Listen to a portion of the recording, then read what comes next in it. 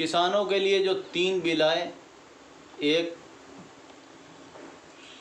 कि contract based खेती, दूसरा भंडारण और तीसरा कृषि के कैसे जो नीति बनाई गई। और एक चीज़ संशोधन भी हुआ कि अब इसी एक भंडारण पर कोई रोक नहीं लगेगी, नहीं रहेगी, चाहे जितना जो चाहे भंडारण कर सकता है।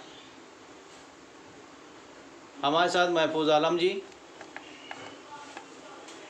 मोहम्मद नसीम, भोला सिंह पटेल, मुन्ना सिंह यादव जी। सबसे पहले महफूज आलम जी, हम आपकी तरफ मुखातिब हैं और हम ये आपसे जानना चाहते हैं कि सरकार ने जो ये बिल लागू किए हैं, इससे किसानों को एमएसपी जो बात आई, न्यूनतम समर्थन मूल्य मंडी के बाहर लागू नहीं होगा, केवल मंडी में लागू होगा न्यूनतम समर्थन मूल्य। तो इससे किसान को क्या फ़ायदा होगा? मंडी के बाहर जितनी भी लेन देन होगी उसमें एमएसपी लागू नहीं होगी। यही कानून का पर्पस है। इस पहला जो कानून है इसके अंदर यही कहा गया कि वेयर हाउस में, फार्म हाउस पे, यानी किसी भी ऐसी जगह जो आउटसाइड मंडी है, मंडी की जो प्रेमाइसेस है उसके बाहर जो है एमएसपी लागू नहीं होगा। तो इस एमएसपी न लागू होने से मंडियां तो पूरी तरह खत्म हो जाएंगी और किसानों का इसमें नुकसान ये है कि किसान नहीं तय करेगा, खरीदार तय करेगा रेट। जो खरीदार होंगी, जो प्राइवेट कंपनी होंगी, जो प्राइवेट प्लेयर की संज्ञा दी गई है, जो फर्में होंगी वो तय करेंगी, जो वो रेट लगाएंगी वही रेट पे किसान को देना पड़ेगा, क्योंकि वो मंडी के बाहर ही लेन देन करेंगे। वो लेन देन मंडी के बाहर ही करेंगी, मंडी के अंदर फर्में लेन देन नहीं करेंगी। क्योंकि लेन देन फर्में तो पहले ही कॉन्ट्रैक्ट कर चुकी हैं, तो वो जो अपने हिसाब से तय करेंगी। अब ना एमएसपी रह गया ना एमआरपी रह गया, फर्मों के ऊपर पूरी आर्बिट्रेरी है, पूरी मनमानी है। फर्म जो रेट बनाएंगे वो रेट किसान को। कॉन्ट्रैक्ट बेस पे किसान खेती करेगा, क्या लगता है आपको कि ज़मींदारी वापस आ रही है? जी वापस आ रही है। ज़मींदारी वापस आ रही है? हाँ, वापस आ रही है कि खेत तो आपका रहेगा लेकिन आप मजदूर बन के रहेंगे। हाँ, मजदूर बन के। क्या लगता है आपको? हाँ सर, फ़ायदा इससे होगा कुछ? कोई फायदा नहीं। नुकसान होगा? फ़ायदा होगा? नुकसान है। नुकसान होगा। इससे सर कोई फ़ायदा नहीं होगा और हम गुलाम बन जाएंगे, तो हम इस बिल के मतलब खिलाफ हैं। बताइए सर। इससे कोई फ़ायदा नहीं होगा किसान भाइयों को। इससे जो है जो अंग्रेजी ही ज़माना आएगा फिर दोबारा। हाँ सर, ये जो किसान बिल पास हो रहा है इसके बारे में ज़्यादा हमें जानकारी तो नहीं है, पर ये है मतलब सुनते हैं मतलब इसमें कोई फ़ायदा नहीं है, इसमें नुकसान ही है। मतलब जनता का, किसान का और हम सबका नुकसान है। मुन्ना सिंह जी, कानून ये बने, अध्यादेश है उसके बाद कानून बन गए, आपने इसको जो है पढ़ा भी होगा।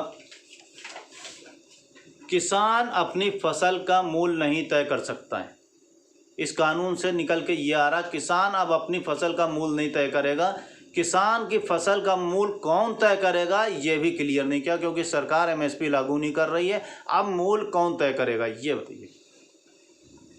देखिए, ये अपने देश की एक विडंबना है कि यहाँ की 70% आबादी खेती पर निर्भर करती है, जबकि आज के समय में किसान अपनी उत्पाद का कोई मूल्य नहीं तय करता है।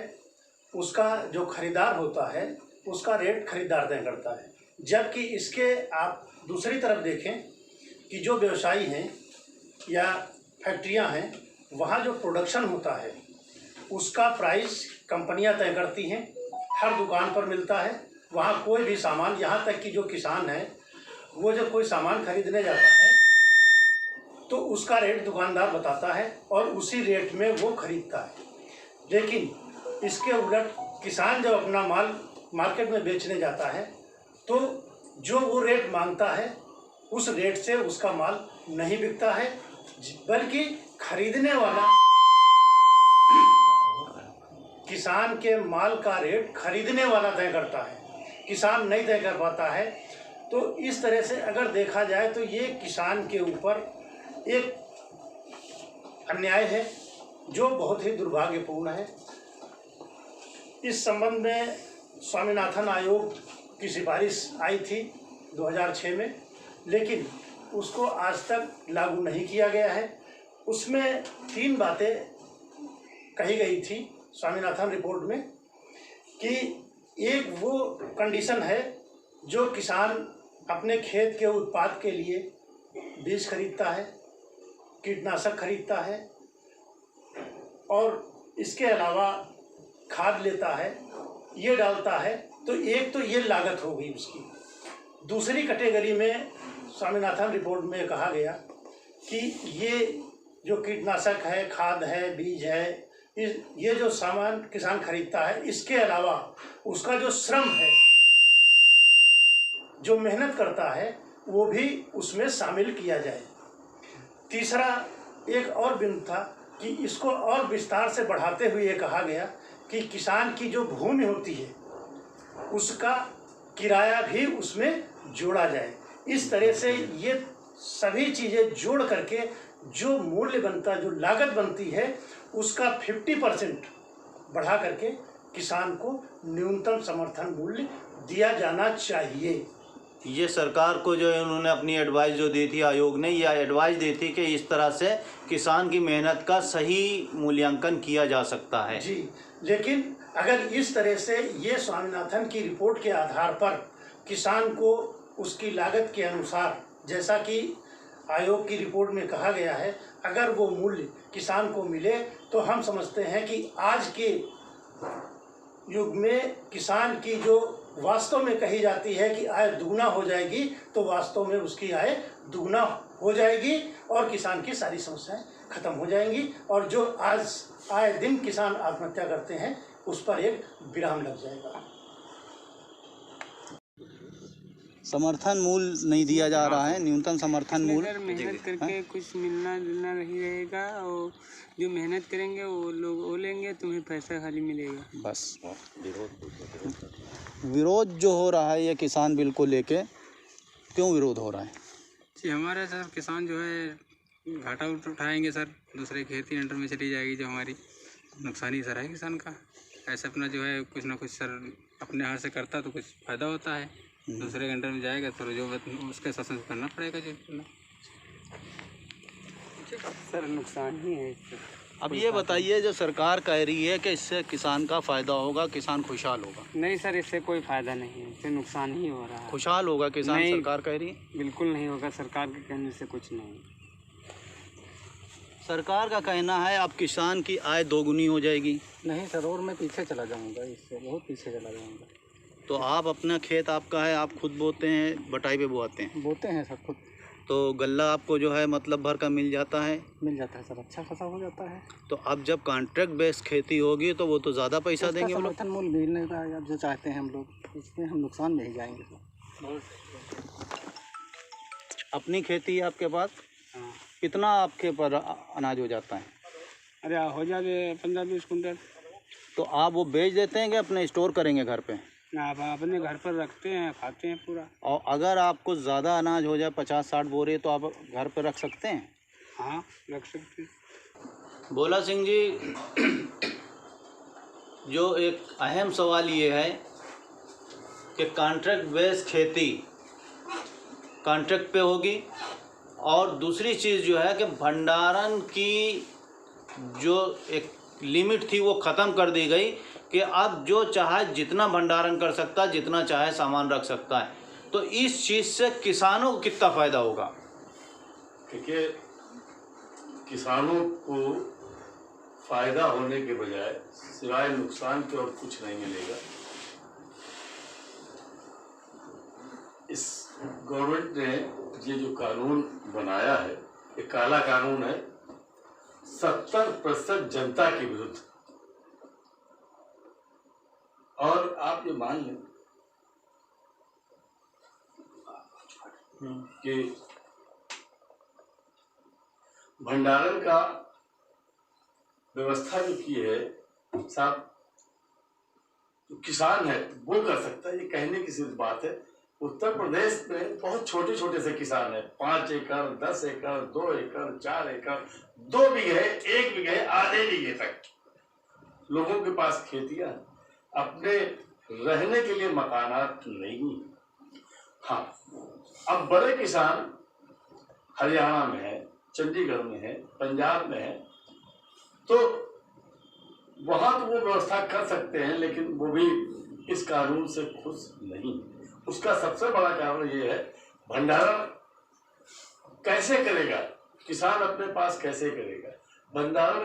किसान इसलिए नहीं कर सकता है कि किसान के पास कोई और साधन नहीं है। किसान वो भंडारण कर लेगा, हम 6 महीने बाद, साल भर बाद, 2 साल बाद अपने उपज को बेचेंगे। ये कोई अच्छा वो तब कर सकता है कि कोई और आय का साधन अगर है किसान के पास, वो तभी कर सकता है। उसके पास कोई साधन नहीं, तो फसल एक तरफ से कटी और जिस से उसने जो भी पैसा लिया है उसको देना है, इस वजह से वो त्वरित बेच देगा। इसका जो है कि वो भंडारण नहीं कर सकता। एग्रो एजेंट की जहां तक बात आई कि एग्रो एजेंट आएगा, अब वो छोटे से किसान के पास 2 बीघे का है, आधे बीघे का है, 5 एकड़ का है, 2 एकड़ के पास है, उसके पास वो आता है किसान, उससे कहता है कि जो बुनियादी जरूरतें हैं खेती की वो हम प्रोवाइड करेंगे और आपको हमें अपनी मूल उपज को इस रेट पे बेचना है। अच्छा, अब किसान की चूंकि अलग से कोई आय नहीं है, तो वो मजबूर है, अपनी मजबूरी की वजह से वो अपनी फसल को पैदा होने से पहले ही बेच देता है। ये भी कानून जो है वो उचित किसानों के लिए नहीं है। और मंडियां तो यूं ही समाप्त हो जाएंगी। मंडियां इसलिए समाप्त हो जाएंगी कि जब मिनिमम समर्थन मूल्य को समाप्त कर दिया गया और मंडी से बाहर आप बेच सकते हैं, तो वहां भी यही बात आती है कि उसको जरूरत है, तुरंत त्वरित पैसा चाहिए और त्वरित पैसे के कारण वो बेचता है। तो मंडी में जाकर के जब ये कानून ला दिया गया, तो मंडी में क्यों किसान जाएगा या उसको क्यों जाने दिया जाएगा? अगर वो जाना चाहता और वहां पर वो एमएसपी की बात आती है, तो ये कानून ही नहीं बनाया जाना चाहिए था और गवर्नमेंट को इस कानून को समाप्त करके पुरानी व्यवस्था लागू करनी चाहिए। लेकिन एक चीज यहाँ पे जो है, इनकी बात हम मान लेते हैं कि आप जो कह रहे हैं वो ठीक है कि किसान अपनी उपज का मूल्य स्वयं तय करेगा।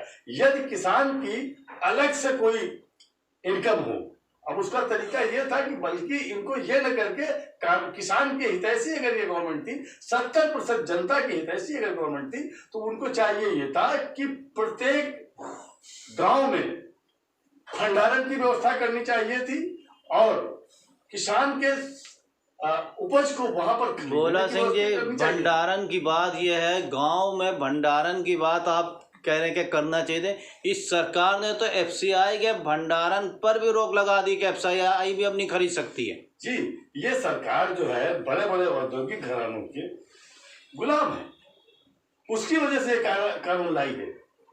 वरना अगर समाज को बराबर की समता और समानता की बात देखने की बात थी, तो इसको चाहिए ये था कि वो गांव स्तर पे भंडारण की व्यवस्था करती, किसानों को। लेकिन भंडारण नहीं, भंडारण की बात कर रहे हैं, गांव स्तर पर भंडारण की व्यवस्था करने से क्या इस समस्या का हल होता? बिल्कुल, समस्या के गांव स्तर पे होता और वो खरीदती वहां मिनिमम समर्थन मूल्य पे आप खरीदते, ठीक है हम मानते हैं। लेकिन जिस प्रकार से एक औद्योगिक घराने में जो भी प्रोडक्ट पैदा होता है, मान लीजिए कि सबसे ज्यादा ये सरकार वाइन पे वो है, उस पर देखिए उस पर ये लिखा होता है कि ये दारू जो है इतने में बिकेगी, और हमारा जो किसान 70% जनता है वो जो पैदा करती है, उसके प्रोडक्ट पे कहीं नहीं लिखा होता है कि इससे कम पर नहीं बिकेगी। उसमें देखिए ये इतने तक एमआरपी उसमें लिख रखा है कि दारू इतने तक बेची जा सकती है, वाइन इतने तक लेकिन कहीं ये नहीं है, कहीं कोई कानून नहीं है कि इससे कम पर नहीं बेचा जाएगा। एमआरपी किसान की उपज पर कहीं नहीं है। और एक चीज है, देखिए जो प्रोडक्ट होता है, जो बिकता है, उसका जो लाभ होता है, वो हर औद्योगिक उस फैक्ट्री को मिलता है, लेकिन किसान की उपज का जो प्रोडक्ट करता है उसको रॉयल्टी नहीं मिलती, उसको लाभ नहीं मिलता। इसीलिए मैंने कहा कि भंडारण की व्यवस्था होना चाहिए गांव स्तर पे, और जब गांव स्तर पे भंडारण की व्यवस्था होगी और जब बिकेगा, क्योंकि जब गांव पे होगी सरकारी हस्तक्षेप होगा, सरकार का हस्तक्षेप होगा, तो साहूकार नहीं होगा, क्योंकि उसको उसकी उपज के लिए पैदा करने के लिए जो ऋण है वो मुहैया होगा, आसानी से वो ले सकेगा। और जब वो 1 साल के अंदर 2 साल के अंदर जब भी उसके मिनिमम समर्थन मूल्य से ज्यादा पर बिकेगा, तो जो लाभ होगा वो रॉयल्टी अगर सरकार किसानों को देगी, तो उसकी जो आय है 2 गुना नहीं 6 गुना तक बढ़ सकती है। और ये होना चाहिए, किसानों को उनकी उपज के लिए रॉयल्टी मिलनी चाहिए।